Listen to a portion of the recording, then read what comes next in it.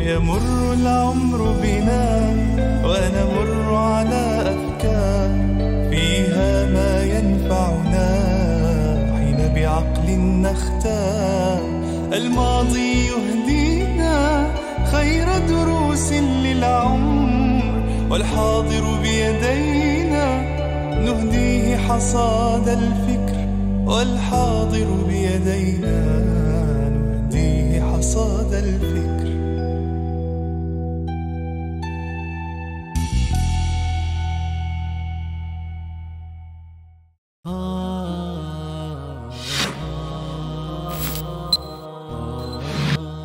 Meşhur davetçi Doktor Tarık Süveydan'ın Tefekkür Cevherleri namlı programmasını huzurunuzda sunumuz.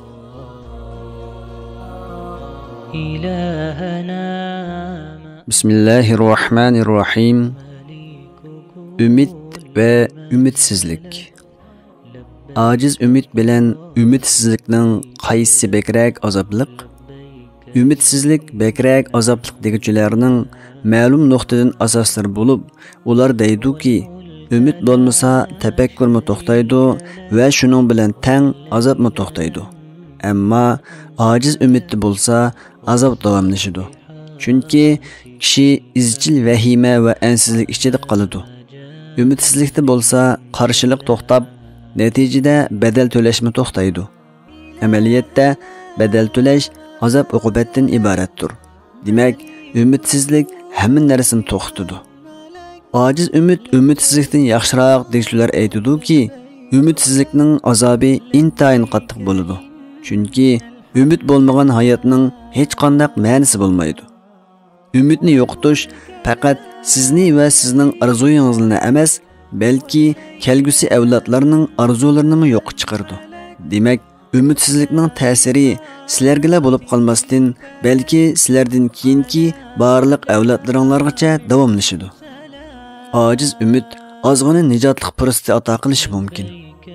Lekin ba'zida o'ylamagan yerdan sharoit va imkoniyatlar, ichki va tashqi vaziyat va tuzum, hatto ichki dunyosi o'zgarishi mumkin. Ammo ümitsizlikka petib qolganlar bo'lsa, Allah'ның cheksiz qudrati bilan o'zgarish paydo qilganligini unutib ketadi. Ojiz bo'lsa-mu ümit bo'lgan kishilarda nimil bo'lmasin bir ümit mavjud. Ümitsizlik bo'lsa, uzluksiz oshqunlikni va azob uqubatni keltirib chiqaradi. Hatto bu ümitsizlik bir muddat davom bo'lmasdan, balki necha yuz yillar davomlashishi mumkin. Ümitsizlikning natijasi. Ümitsizlik özlüksiz aşqınlıqni keltirib chiqarish bilan birga qiyinchilik, ojizlik, muhtojlik, qaloqlik qatorliq bir qator illatlarni elib keladi. Natijada xeyli uzun zamonlargacha taraqqiyot, gullanish, izzat, madaniyat va erkinlik deganlardan so'z ochqili bo'lmaydi. Shunga ojiz umidning azob uqubati qanchalik bo'lishidan qat'iy nazar, uning mavjud bo'lib turishi umitsizlikdan ko'p yaxshi. Bizning majburiyatimiz bo'lsa, nijotlik uchun harakat qilishdir. Alloh Qur'oni Karimda mundaq deydi: Innalloha la yughayyiru ma biqawmin hatta yughayyiru ma bi anfusihim. Har qanday bir qavm o'zining ahvolini o'zgartmaguncha, ya'ni Allohning bergan ne'matlariga tuzkorlik qilib gunohlarga cho'mmaguncha, ularning ahvolini o'zgartmaydi. Yani Allah ularga bergan ne'mat, xotirjamlik va izzat hurmatni elib tashlamaydi. Bizning vazifamiz kuchimizning yetishicha harakat qilish. Natija bo'lsa Allohning ilkida. To'g'ri. Biz natijaga erishishni planlashimiz kerak. Ammo Allah bizning qalbimizdagini bilib, ko'rib turguchi. Balki biz amalimizning natijasiga loyiq emas bo'lishimiz mumkin. Shunga biz pishib yetilib natijaga loyiq bo'lguncha natija kechikishi mumkin. Allah sahabelarga Uhud jangida ko'ngil xolagan hamma ishning amalga oshmaydiganligidan iborat go'zal bir dars bergan. U tarbiya sahabelarga shundoq cho'nqur ta'sir qilgan edi. Mana bularning hammasi ilohiy o'zgartishdir. Bizning vazifamiz harakat qilish. Qolgan ishni Allah o'zi bir taraf qiladi. Ammo biz vazifamizni astoydil planlıq və nəticə gözləb qilishimiz kerak. Aciz ümid bilan natijaga erishish yoki erishilmaslik ehtimoli bor.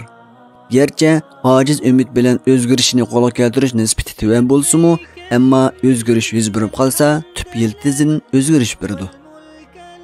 Yaqub alayhissalomning vaqaligini eslab boqayli. Uning bolalari uningga Yusuf alayhissalomni bo'ri yeb ketdi deb xabar yetkazdi.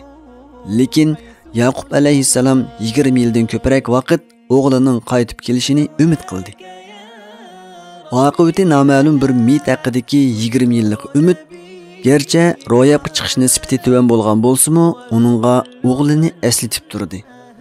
Alloh sura Yusufda mundaq deydi: ولا تيأسوا من روح الله إنه لا ييأس من روح الله إلا القوم الكافرون. Allah'ın rahmetinden naümid bulmanlar. Şübhisiz ki fakat kafir kavmlar Allah'ın rahmetinden ümid silindi. Allah hemimizni kafirlardan bulup kalıştın saklasın. Tirishchanliklaringning ko'p qatim mag'lub bo'lishidan, besimning qancha kuchli bo'lishidan qat'iy nazar umidsizlikdan saqlaninglar. Aciz umidinglarga mahkam esilinglar. Allohning izni bilan arzuyinglar cho'qim amalga oshadi.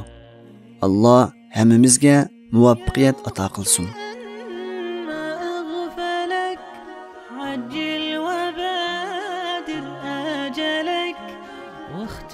بخير عملك لبيك إن